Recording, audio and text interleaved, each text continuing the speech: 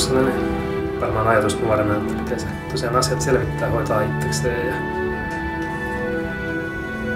ei tarvitse auttaa eikä tarvitse myötätuntea, eikä mä siihen on kyllästynyt, että mä en tarvitse olla yksin.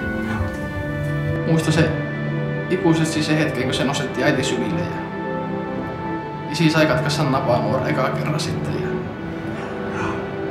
katso vauvaa, kun pienet kädet ja jalat.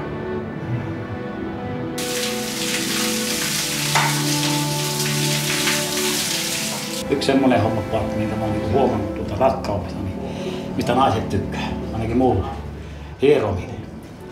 Se on niskahartio, pohkeet ja pakarat, ja ne on jokapäiväiset hommat. Että ilman niitä, niin se on semmoinen, mikä meillä on rakkaustarinaa kerrokseen.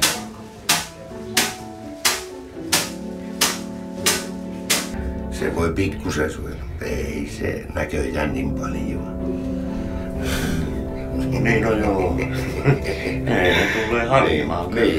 Niinpä. Joo.